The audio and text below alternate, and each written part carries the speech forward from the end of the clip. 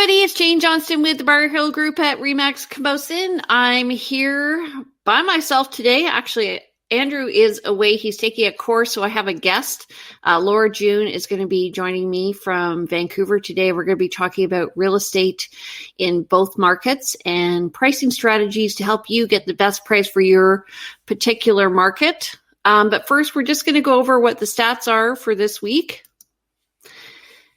So,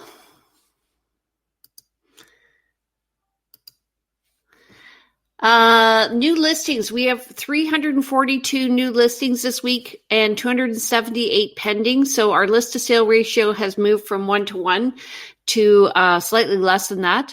Price decrease, we're at 44. So this is more than we've seen previously. And we're going to talk about that today. Why is that happening in a hot market?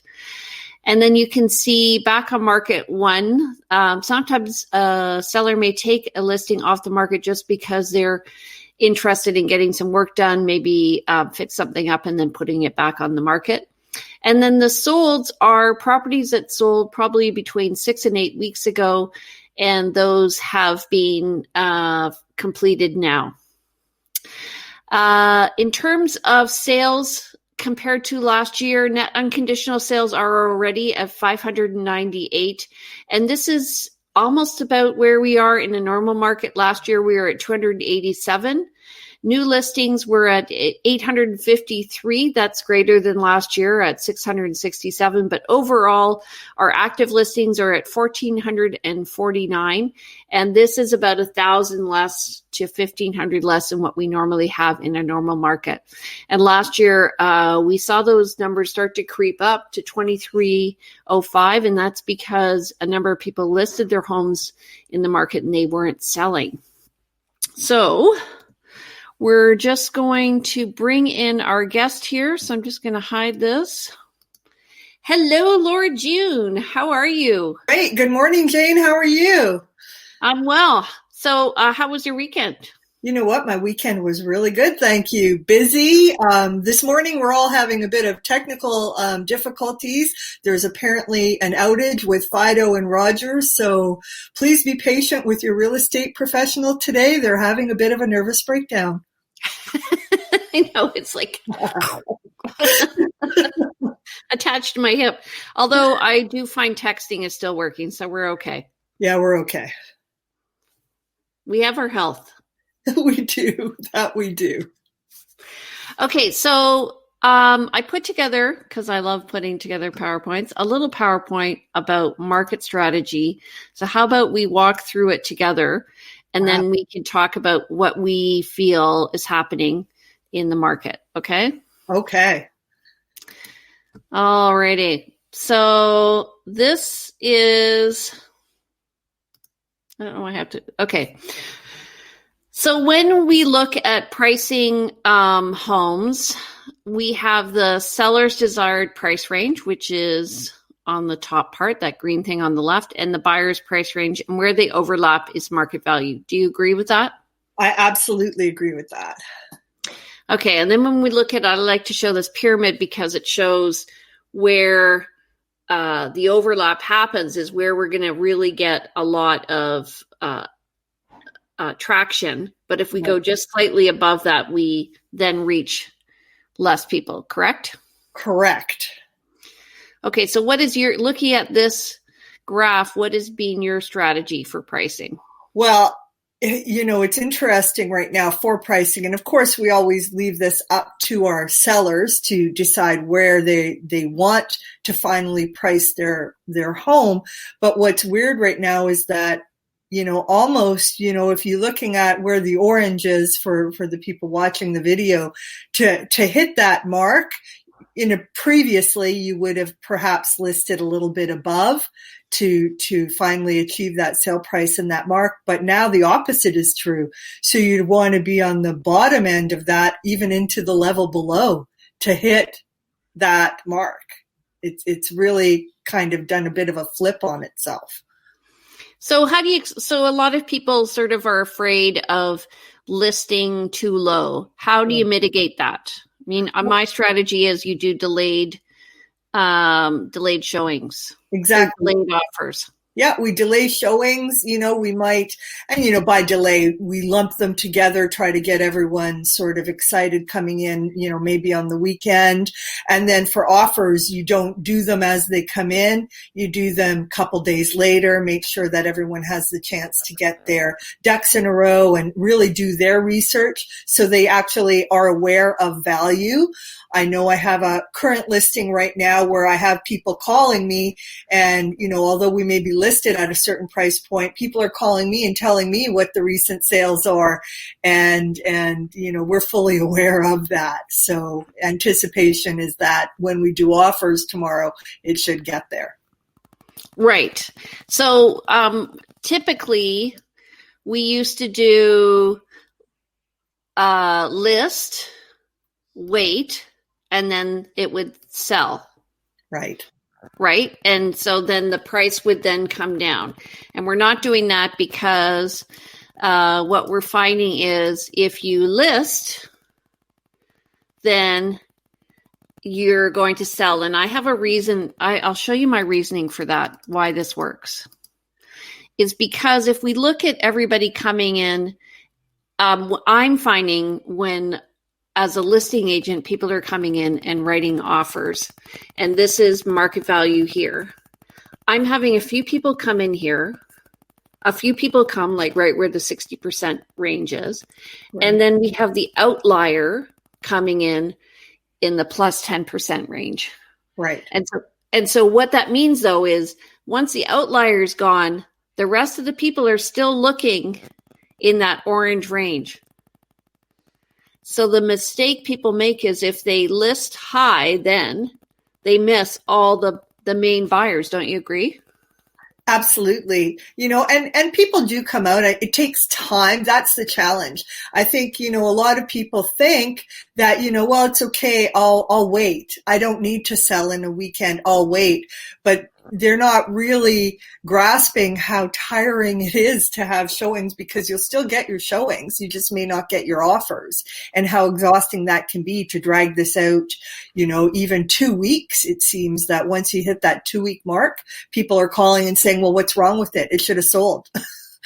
Right. And, there's nothing wrong. Bring me your offer. Right. And I find in a fast market, like before, in a regular market, it was maybe 3 to 6 weeks, and the seller would get tired of cleaning their house every day, and they'd be on high alert, and then no offers were coming, and they would be like, "What's wrong with my property?" And that's when you could kind of pounce and you would say to your buyer, "Well, just wait a bit." Now, if you wait, what's happening is more people are coming in, and they're pushing the price up. Like I was showing a property on the weekend, and I said to the buyer, is there a reason why you don't like this property? And they're like, well, it's kind of like meh, that's the word MEH that the buyer gave me. And I'm like, well, it's not like we have a choice. Buy the property because that might be okay. That might be okay right now. Yeah, sure. Like you're not going to find the perfect property, but the thing is, if you have a property that doesn't have delayed offers, then write the offer now before you get the competition because you could very well see this happening, right? Oh yeah, and just because it didn't sell in the first week doesn't mean in week 2 suddenly a bunch of people have caught wind of this and amazingly you have multiple offers, sometimes many times over till it finally gets to where it needs to be. But if that takes a month, that's what it takes. But that is a direct, result of pricing just to that little level above where it should have been. Right. So what do you think is the magic number above? Like what percentage? I'm thinking it's if people, let's say this is 800,000 and so previously if we listed 800,000 it would sell around 850 to 890. If we list at 890 here, it's going to sit on the market because all those people at the 800,000 mark aren't going to even look at it, right?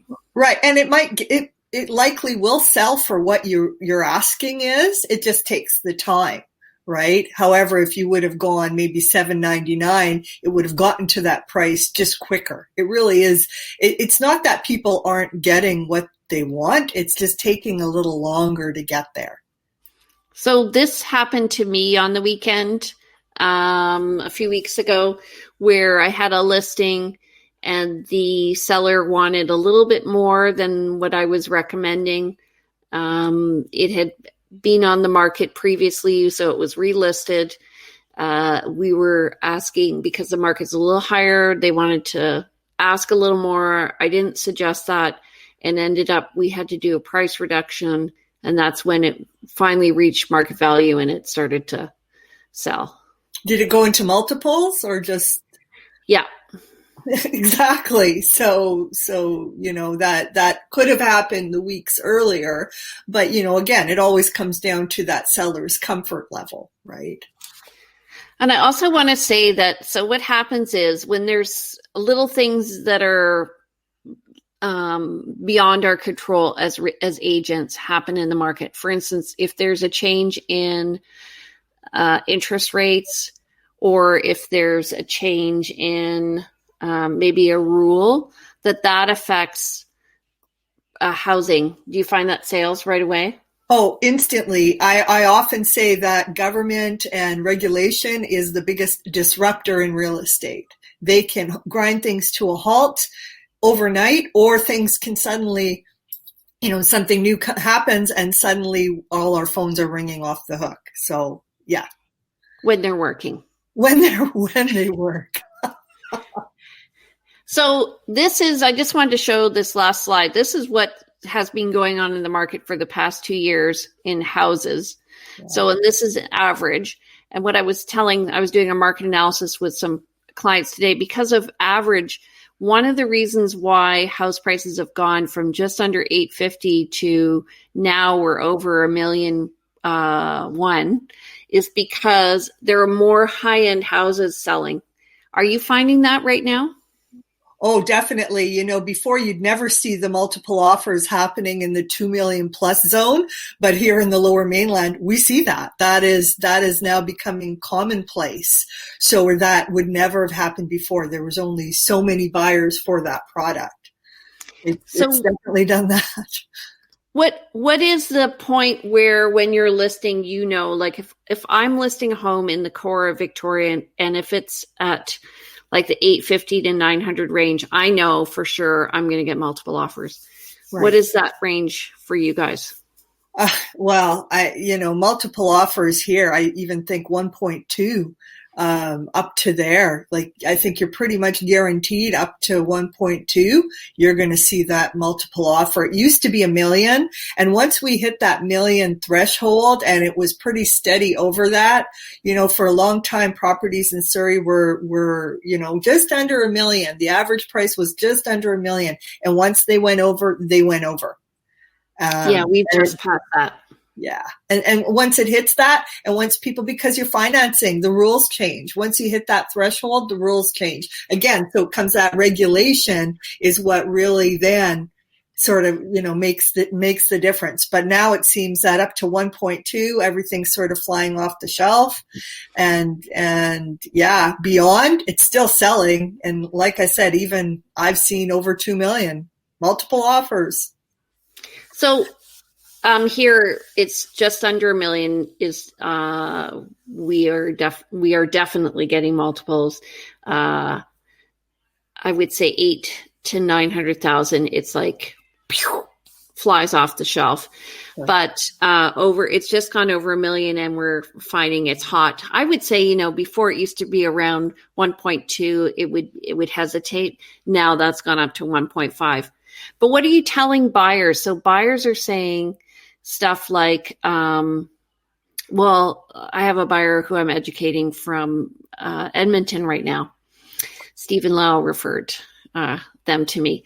And they're like, well, why can we screen out these properties that are underpriced? And I said, no, because first of all, there's no criteria to do that. But also they're in that core group, here that are the core buyers that are making those properties. They're not the outlier. So what do you say to those people, though? Well, in some cases, it's not necessarily the time for them. as we never want to say to someone, I can't help you right now, unless you're really prepared to act. And in some cases, if you love it, you're going to have to become that outlier. And unless you're prepared to do so, this may not be the time. This is crazy right now, but Jane, I'm already sensing there's a little bit of a shift where before, if we saw 20 offers, maybe we're seeing 5.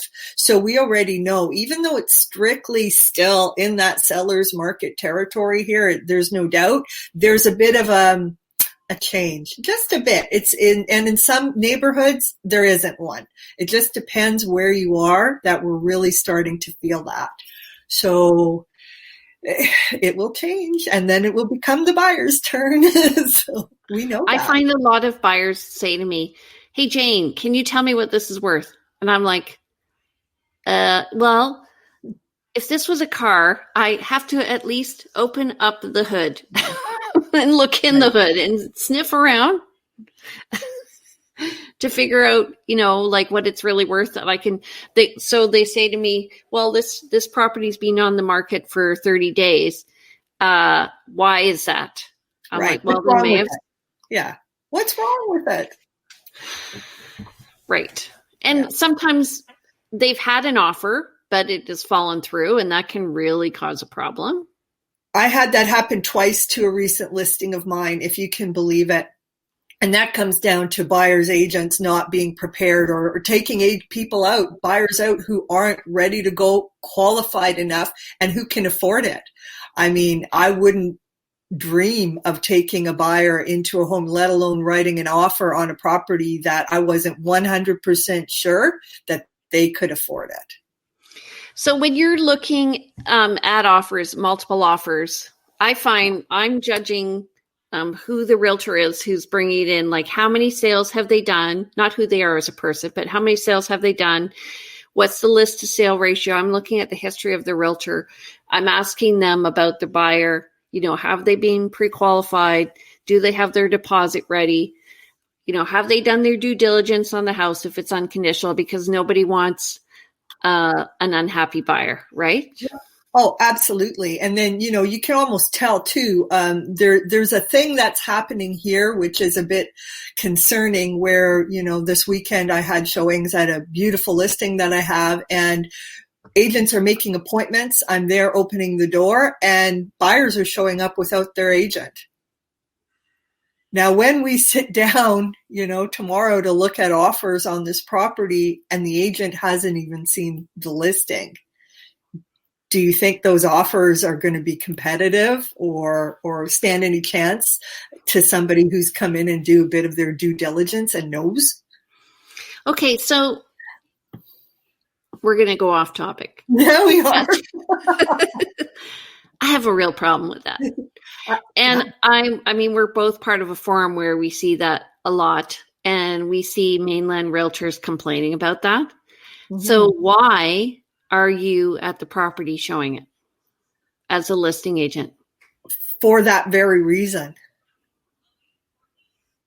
Right. Well, yeah. And also, I mean, we had a story about a guy who once wrote an offer, and there was an oil tank in the house, and he didn't know about it. And so, you just have to wonder whether or not somebody is being represented well if their agent's not going to show up. And sometimes here we do have a clause, and I never understood the meaning of the clause until I had some agents from out of town ask me to show their clients' properties on their behalf.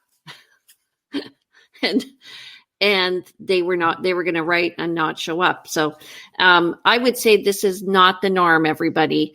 This is the exception. And definitely, if your agent doesn't show up, you need to have a talk with them. And that's reprehensible. Yeah, and one-offs do happen, and people get sick last minute as well. I mean, especially in this time, I don't want, if you have you're running a fever, you woke up today, you're running a fever or coughing, please don't come to my listing. I don't want you there either. And if your buyer's okay and you haven't been around them, sure, exceptions will happen. And she's stuck. Okay. Well, hopefully she'll come back. Okay. Anyway, the point is regarding listings is that you really want to see where the market value is, where the listings are that are bringing in the prices, and you're looking at listing as well as sale Starting price. to become Oh. Okay. If you want to reach Laura June, you can reach her at Laura June at laurajunerealestate.com. house. You totally went there. You're coming in and out. Anyway, you can reach her at Laura June Real Estate at 1-604-351-8977. If you want more information about real estate in Victoria, you can contact me. I'm Jane Johnston with the Briar Hill Group, briarhillgroup at gmail.com. My number is 250-744-0775. And next week, Russell Cass is going to be joining us from Home Check and Island Depreciation Reports. He's going to be talking to us about the power of depreciation reports in sales and helping people determine the value of condos and townhouses and other strata properties and what you're responsible for and what you should be looking out for when you buy or sell a property. All right, everybody, have a great week. We will see you later. Bye-bye.